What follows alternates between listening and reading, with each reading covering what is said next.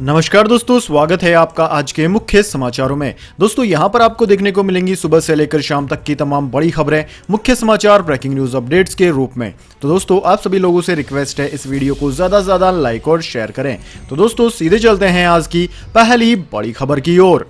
प्रधानमंत्री नरेंद्र मोदी ने जलियांवाला बाग के नए स्मारक का उद्घाटन किया। कहा, नया परिसर नई पीढ़ी को प्रेरणा देगा। जी हां दोस्तों, प्रधानमंत्री नरेंद्र मोदी ने आज वीडियो कॉन्फ्रेंसिंग के माध्यम से जलियांवाला बाग के नए स्मारक का उद्घाटन किया। इस दौरान उन्होंने कहा कि नया परिसर नई पीढ़ी को प्रेरणा देगा। जलियांवाला बाग आजादी की लड़ाई का प्रतीक है। यह हमेशा आजादी के लिए दी गई कुर्बानी को याद दिलाता है। प्रधानमंत्री मोदी ने कहा कि पंजाब की वीर भूमि को मेरा प्रणाम, जलियांवाला बाग की मिट्टी को मेरा नमन। आज हम शहीदों को याद कर रहे हैं। 13 अप्रैल 1919 के 10 मिनट आजादी की लड़ाई में अहम थे। आजादी के 75वें साल में जलियांवाला बाग को नया रूप मिलना प्रेरणादायी है। यहां माताओं और बहनों से सपने छीन लिए गए थे। जलियांवाला बाग का नया स्मारक नई पीढ़ी को प्रेरणा देगा। यह आजादी के लिए दी गई कुर्बानियों को याद दिलाता है। दोस्तों प्रधानमंत्री ने आगे कहा कि हमें हर काम में देश को सर्वोपरि रखना चाहिए। इतिहास को सजोना हर देश का दायित्व है। इतिहास आगे बढ़ने की प्रेरणा देता है। देश का विभाजन भी एक बड़ी त्रासदी थी। पंजाब के परिवार विभाजन से काफी पीड़ित रहे। अतीत को नजरअंदाज करना सही नहीं। हमने विभाजन विभीषण का स्मृति दिवस मनाने का फैसला किया। विभाजन के समय करोड़ों भारतीयों ने दर्द सहा था। दोस्तों प्रधानमंत्री नरेंद्र मोदी ने जलियांवाला बाग के पुनर्निर्माण परिसर का शनिवार शाम वीडियो कॉन्फ्रेंसिंग के जरिए उद्घाटन किया था। इसके बाद दोस्तों अगली बड़ी खबर, यूएस ड्रोन स्ट्राइक, अमेरिका ने काबुल धमाकों का लिया बदला। इस्लामिक स्टेट के साजिशकर्ता को मार गिराने का है दावा।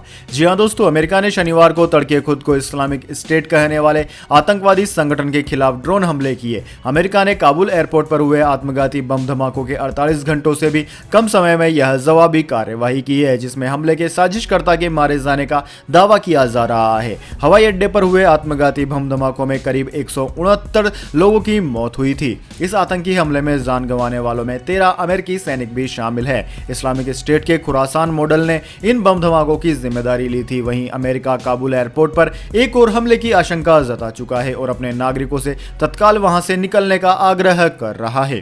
सेना ने यह हमले नांगहर प्रांत में किए। सुरक्षा कारणों के चलते अमेरिकी नागरिकों को एयरपोर्ट पर अलग अलग गेट से तत्काल निकलने के लिए कहा गया है। यूएस सेंट्रल कमांड के प्रवक्ता कैप्टन बिल अर्बन ने बयान जारी किया। अमेरिकी सैन्य बलों ने एक आईएसआईएस के प्लानर के खिलाफ आतंक विरोधी अभियान चलाया। यह मानव रहित हवाई हमला अफगानिस्तान के नांगहर प्रांत में हुआ। शुरुआती संकेत मिले हैं कि हमने लक्षित व्यक्ति को मौत के घाट उतार दिया। हमारे पास किसी भी असैन्य व्यक्ति के न मारे जाने की जानकारी है। इसके बाद दोस्तों अगली बड़ी खबर, लाठीचार्ज के विरोध में किसानों ने रोहतक पानीपत हाईवे किया जाम। हरियाणा रोडवेज ने बंद की सर्विस। जी हां दोस्तों, हरियाणा में किसान केंद्र और राज्य सरकार से नाराज चल रहे हैं। करनाल के बसतताड़ा टोल और किसानों पर लाठीचार्ज के विरोध में किसानों का गुस्सा फूट गया। किसानों ने पुलिस के लाठीचार्ज के विरोध में देश की अलग अलग जगहों पर नेशनल हाईवे और स्टेट हाईवे पर जाम लगा दिया। किसानों पर लाठीचार्ज के खिलाफ गोहाना के भैंसवान चौक पर रोहतक पानीपत नेशनल हाईवे को जाम कर दिया गया। भारतीय किसान यूनियन के नेता गुरनाम सिंह चंडूनी ने किसानों को सभी सड़कों को जाम करने को कहा है। किसान करनाल में होने वाली भारतीय जनता पार्टी की प्रदेश स्तरीय बैठक में हिस्सा लेने आ रहे सीएम मनोहर लाल खट्टर, प्रदेश अध्यक्ष ओपी धनखड़ के अलावा अन्य नेताओं का विरोध करने के लिए बसताड़ा टोल पर किसान काले झंडे लेकर इकट्ठा हुए थे। किसानों के राज्यव्यापी जाम के बाद हरियाणा रोडवेज ने सभी रूटों की बस सेवा को बंद कर दिया। गोहाना के बस अड्डे पर यात्रियों को बस नहीं चलने की वजह से मुश्किलों का सामना करना पड़ रहा था। गोहाना से सोनीपत, दिल्ली, रोहतक, महम और जिंद जाने वाली बसों को बंद कर दिया गया है। वहीं बस यात्री बीच रास्ते में फंस गए। इसके बाद दोस्तों अगली बड़ी खबर, हरियाणा में किसानों पर लाठीचार्ज। राहुल गांधी बोले, फिर खून बहाया है किसान का, शर्म से सर झुक गया है हिंदुस्तान का। जी हां दोस्तों, हरियाणा में किसानों पर हुए लाठीचार्ज को लेकर राहुल गांधी ने ट्वीट किया। उन्होंने लाठीचार्ज के लिए बीजेपी सरकार पर निशाना साधा और उसे किसान विरोधी बताया। उन्होंने लाठीचार्ज में घायल और खून से लथपथ एक किसान की तस्वीर साझा करते हुए लिखा कि फिर खून बहाया है किसान का, शर्म से सर झुक गया है हिंदुस्तान का। जी हां दोस्तों, हरियाणा हरियाणा के करनाल में टोल प्लाजा पर प्रदर्शन कर रहे किसानों पर पुलिस ने लाठीचार्ज कर दिया था। दरअसल दोस्तों करनाल में बीजेपी की विशेष बैठक आयोजित की गई थी, जिसमें हरियाणा के मुख्यमंत्री मनोहर लाल खट्टर और बीजेपी विधायक व मंत्री ओपी धनखड़ पहुंचे थे। उधर किसानों ने बसताड़ा टोल प्लाजा पर इकट्ठे होकर बैठक के विरोध को लेकर रणनीति बनाई, जिसके बाद प्रदर्शन कर रहे किसानों पर टोल प्लाजा पर लाठीचार्ज हुआ, जिसमें कई किसान घायल हो गए। इसके बाद दोस्तों अगली बड़ी खबर, ममता बनर्जी का बीजेपी पर पलटवार। कहा, अगर हमें ईडी का डर दिखाओगे तो हम भी केंद्रीय एजेंसियों को बीजेपी नेताओं के खिलाफ भेजेंगे सबूत। जी हां दोस्तों, पश्चिम बंगाल की मुख्यमंत्री और तृणमूल कांग्रेस की अध्यक्ष ममता बनर्जी ने शनिवार को बीजेपी पर जमकर निशाना साधा। अपने भतीजे अभिषेक बनर्जी को ईडी के समन पर बीजेपी पर पलटवार करते हुए ममता ने कहा कि वह इनसे डरने वाली नहीं है। ममता ने कहा कि अगर तुम हमें ईडी का डर दिखाओगे तो हम भी बीजेपी नेताओं के खिलाफ केंद्रीय एजेंसियों को सबूत भेजेंगे। ममता ने कालीघाट में टीएमसी छात्र परिषद स्थापना दिवस को संबोधित किया। ममता बनर्जी ने मंच से कहा कि असली छात्र वही है जो असहाय और कमजोर लोगों को साथ लेकर आगे बढ़ता है। इस दौरान भी ममता बनर्जी ने बीजेपी पर निशाना साधा और कहा कि वह टीएमसी के खिलाफ सरकारी एजेंसियों का इस्तेमाल करती है। ममता बनर्जी ने कहा कि लोगों के लिए काम करना हमारी प्राथमिकता है। जब दिल्ली की बीजेपी सरकार राजनीति में हमारा मुकाबला नहीं कर सकती तो वे एजेंसियों का इस्तेमाल करते हैं। कुछ लोग हमें छोड़कर गए थे, लेकिन अब वे लौट आए हैं क्योंकि उन्हें पता है कि उनका घर यहीं है। इसके बाद दोस्तों अगली बड़ी खबर, 2 दिन बाद फिर दहला काबुल एयरपोर्ट, एंट्री गेट के पास हुई धुआंधार फायरिंग। जी हां दोस्तों, अफगानिस्तान काबुल हवाई अड्डे के पास शनिवार को फिर गोलियां चलने की आवाज सुनाई दी। इसके साथ ही हवाई अड्डे के बाहर से भीड़ को दूर करने के लिए आंसू गैस के गोले भी छोड़े गए। एयरपोर्ट के बाहर ये गोलियां किसने चलाई यह अभी क्लियर नहीं हो सका है। कुछ प्रदर्शनकारियों ने कहा है कि ऐसा लगता है कि भीड़ को तितर बितर करने के लिए तालिबान ने हवाई अड्डे के बाहर गोलीबारी की। वहीं मौके पर मौजूद एक व्यक्ति ने अनुमान जताया कि शायद हवाई अड्डे के अंदर से विदेशी सेनाओं ने गोलीबारी की होगी। दोस्तों आपकी जानकारी के लिए बता दें, गुरुवार को काबुल हवाई अड्डे के बाहर 3 बड़े धमाके हुए थे। सुसाइड बॉम्बर के इस हमले में 13 अमेरिकी कमांडो समेत करीब 170 लोग मारे गए थे। वहीं बड़ी संख्या में लोग घायल भी हो गए थे। हमले के बाद कई देशों ने अफगानिस्तान से अपने नागरिकों की निकासी का काम रोक दिया है। इसके बाद दोस्तों अगली बड़ी खबर, टीम इंडिया की साल की सबसे बड़ी हार, इंग्लैंड ने भारत को पारी और 76 रन से हराया। दूसरी पारी में 278 रन पर सिमटी थी भारतीय टीम। सीरीज 1-1 से हुई बराबर।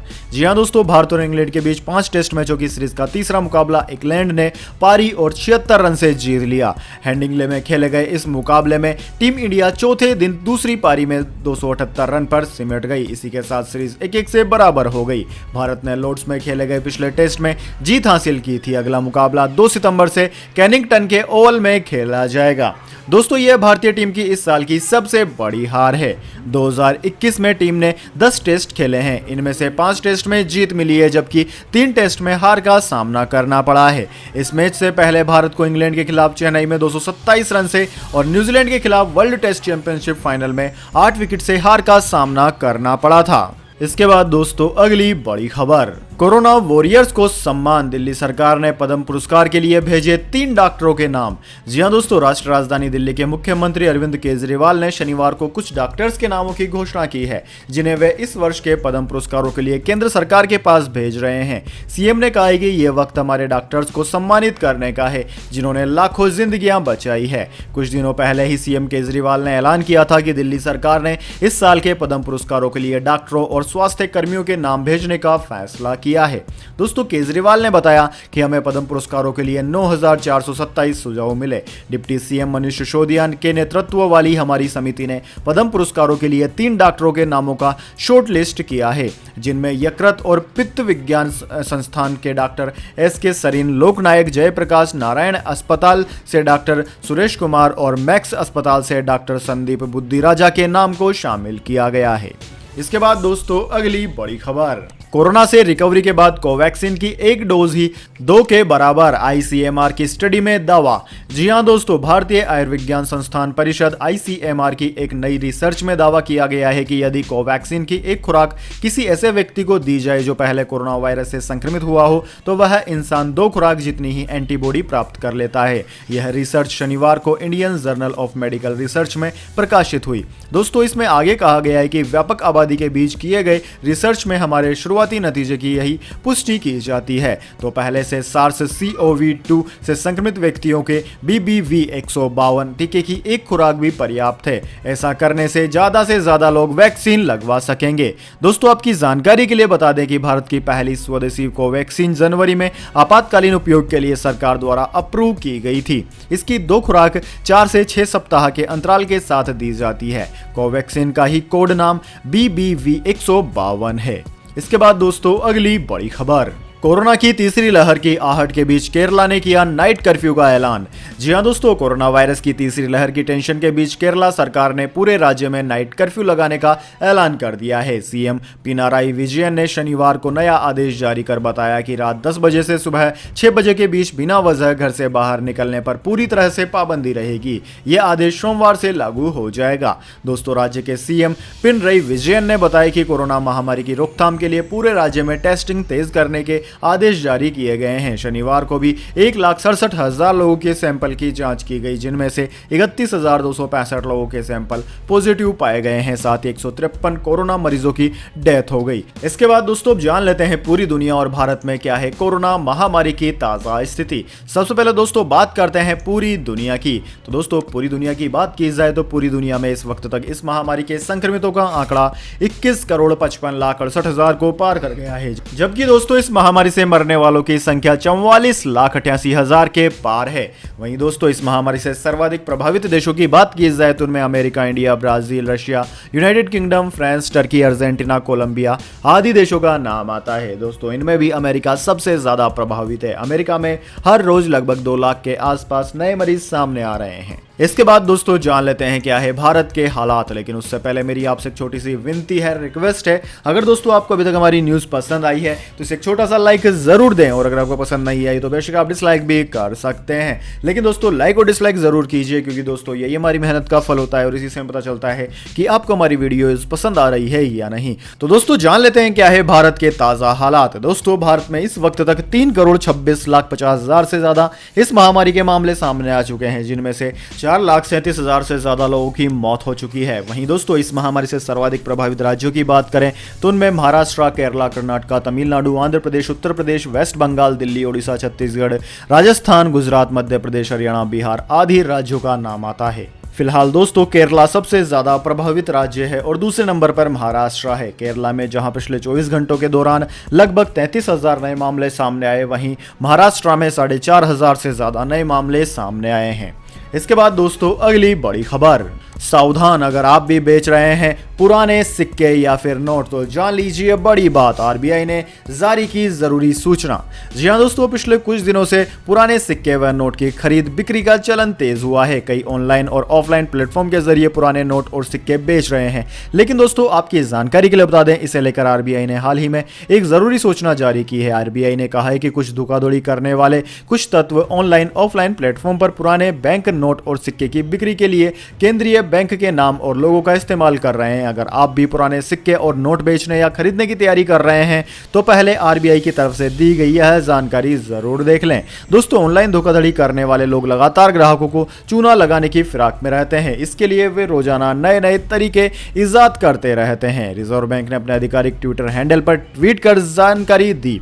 भारतीय रिजर्व बैंक ने संज्ञान में यह बात सामने आई है कि कुछ तत्व गलत तरीके से भारतीय रिजर्व बैंक के नाम और लोगों का इस्तेमाल कर रहे हैं और विभिन्न ऑनलाइन ऑफलाइन प्लेटफॉर्म के जरिए पुराने नोट और सिक्कों को बेचने के लिए लोगों से शुल्क, कमीशन या टैक्स मांग रहे हैं, जो कि एकदम फर्जी तरीके से काम कर रहे हैं। इसमें कई लोगों के पैसे डूब रहे हैं। इसलिए दोस्तों अगर आगे आप भी कुछ ऐसी खरीद फरोख्त करना चाहते हैं तो अच्छी तरीके से आरबीआई की पहले गाइडलाइंस देख लें और बिल्कुल विश्वास हो जाए, उसके बाद ही कोई ऐसा काम करें।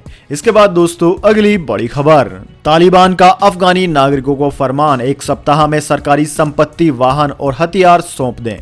जी हां दोस्तों, अफगानिस्तान की सत्ता पर काबिज होने के बाद तालिबान धीरे धीरे अपने क्रूर फरमान जारी कर रहा है। शनिवार को तालिबान ने अफगानिस्तान के नागरिकों को सरकारी संपत्ति, वाहन और हथियारों को 1 सप्ताह के भीतर सौंपने का आदेश जारी कर दिया। टोलो न्यूज के मुताबिक अब तालिबान के प्रवक्ता जबीउल्लाह मुजाहिद ने बयान जारी कर लोगों से सरकारी संपत्ति, हथियार, गोला बारूद और वाहनों को सौंपने के लिए कहा है। साथ ही चेतावनी चेतावनी दी है कि जो अफगानी नागरिक सरकारी संपत्ति, हथियार, गोला बारूद तालिबानी लड़ाकों को नहीं सौंपते हैं उनके खिलाफ कार्यवाही की जाएगी। दोस्तों, बयान में कहा गया है कि काबुल में जिनके पास साधन, हथियार, गोला बारूद और अन्य सरकारी सामान है उन्हें 1 सप्ताह के अंदर इस्लामिक अमीरात से संबंधित विभागों को सौंपने के लिए सूचित किया जाता है। ऐसा न करने वालों के खिलाफ कानूनी रूप से कार्यवाही की जाएगी। इसके बाद दोस्तों अगली बड़ी खबर, सॉवरेन गोल्ड बॉन्ड, सस्ता सोना खरीदने का है अच्छा मौका, जानिए कब से शुरू होगी स्कीम। जी हां दोस्तों, एक बार फिर आपको सस्ता सोना खरीदने का मौका मिल रहा है। सॉवरेन गोल्ड बॉन्ड स्कीम 2021-22 की 5वीं सीरीज की बिक्री 30 अगस्त से शुरू हो रही है। इसके लिए सब्सक्रिप्शन 30 अगस्त से शुरू होगा और 3 सितंबर चलेगा। दोस्तों, सॉवरेन गोल्ड बॉन्ड आरबीआई सरकार की ओर से जारी किया जाता है। दोस्तों, गोल्ड बॉन्ड के लिए इशू प्राइस 4,732 रुपए प्रति ग्राम तय किया गया है। इस दौरान आप बाजार से कम कीमत में गोल्ड खरीद सकेंगे। ऑनलाइन या डिजिटल पेमेंट करने पर 50 रुपए प्रति ग्राम की छूट अलग से मिलेगी। दोस्तों, आरबीआई के अनुसार ऐसे निवेशकों के लिए गोल्ड बॉन्ड का निर्गम मूल्य 4,682 रुपए प्रति ग्राम होगा। इसके पहले सरकार ने मई 2021 से सितंबर 2021 के बीच 6 किस्तों में सरकारी गोल्ड बॉन्ड जारी करने की घोषणा की थी। आरबीआई भारत सरकार की तरफ से गोल्ड बॉन्ड जारी करता है। इसके बाद दोस्तों अगली बड़ी खबर, सुशील कुमार देश के सबसे बेहतरीन पहलवान, बजरंग पूनिया ने कहा। जी हां दोस्तों, सीआईएसएफ के आज़ादी के अमृत उत्सव कार्यक्रम में आज कांस्य पदक विजेता बजरंग पूनिया और टेबल टेनिस की अंतर्राष्ट्रीय खिलाड़ी मोनिका बत्रा को मोटिवेशनल सेशन के लिए बुलाया गया। इस प्रोग्राम में सीआईएसएफ के सभी खिलाड़ियों और कोच को बुलाया गया था। कार्यक्रम में सवाल जवाब के दौरान बजरंग पूनिया ने सुशील पहलवान को देश का सबसे बेहतरीन पहलवान बताया। बजरंग पूनिया ने ऐसा इसलिए कहा क्योंकि सुशील कुमार ने ओलंपिक गेम्स में मेडल के 56 साल के इंतजार को खत्म कर पहचान के लिए जूझते इस खेल को नया जीवन दिया था। बजरंग पूनिया बोले कि भारत में सुशील कुमार से बेहतर कोई पहलवान नहीं है। वही उन्होंने रेसलिंग को एक नई ऊंचाई दी है। दरअसल दोस्तों, सीआईएसएफ द्वारा आयोजित कार्यक्रम में सीआईएसएफ के ही एक जवान ने बजरंग पूनिया से सवाल पूछा था कि भारत में आपको बेहतरीन पहलवान, सबसे ज्यादा बेहतरीन पहलवान कौन लगता है। इस सवाल के जवाब में बजरंग पूनिया ने सुशील कुमार की सराहना की और उनके द्वारा कुश्ती को दिए गए योगदान को भी गिनाया। इसके बाद दोस्तों अगली बड़ी खबर, राशन कार्ड काम की खबर, राशन कार्ड बनवाना हुआ मुश्किल, नए सॉफ्टवेयर में अब यह दस्तावेज देना हुआ जरूरी।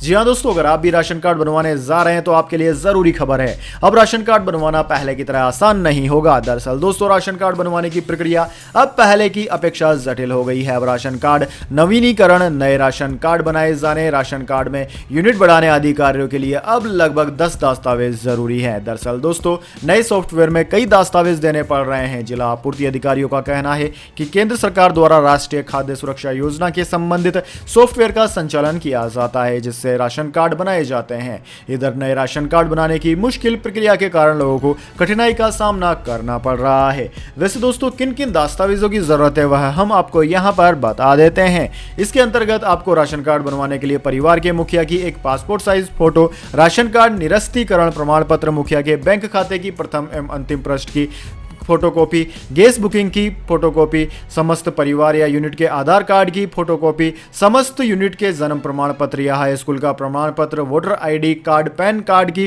फोटोकॉपी, जाति प्रमाण पत्र, दिव्यांग उपभोक्ता के लिए दिव्यांगता प्रमाण पत्र, यदि मनरेगा जॉब कार्ड है तो फिर वह जॉब कार्ड, आय प्रमाण पत्र के लिए सैलरी स्लिप या फिर इनकम टैक्स रिटर्न की रिसिप्ट, एड्रेस प्रूफ के लिए बिजली का बिल, नवीनतम पानी का बिल, हाउस टैक्स किरायानामा, इनमें से कुछ भी आप दे सकते हैं। और राशन कार्ड को ऑनलाइन चढ़वाना भी अनिवार्य हो गया है। यानी कि दोस्तों, इतने सारे दस्तावेजों के बाद भी राशन कार्ड बनाना बेहद मुश्किल है। तो दोस्तों, यह थी आज की तमाम बड़ी खबरें। इसके बाद दोस्तों बारी आती है आज के माइंड क्विज क्वेश्चन की। जी हां दोस्तों, एक आसान से सवाल का जवाब देकर आप जीत सकते हैं एक अमेजिंग सरप्राइज गिफ्ट हमारे यूट्यूब चैनल की ओर से। तो दोस्तों, आज का सवाल आपकी स्क्रीन पर आ चुका है।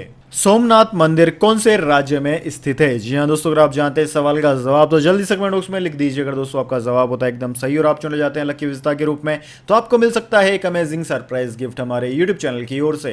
तो दोस्तों, जल्दी से अपना उत्तर कमेंट बॉक्स में लिख दीजिए, वीडियो को लाइक कर लीजिए और चैनल को सब्सक्राइब करके बेल आइकन भी दबा लीजिए। धन्यवाद। वंदे मातरम। जय हिंद, जय भारत।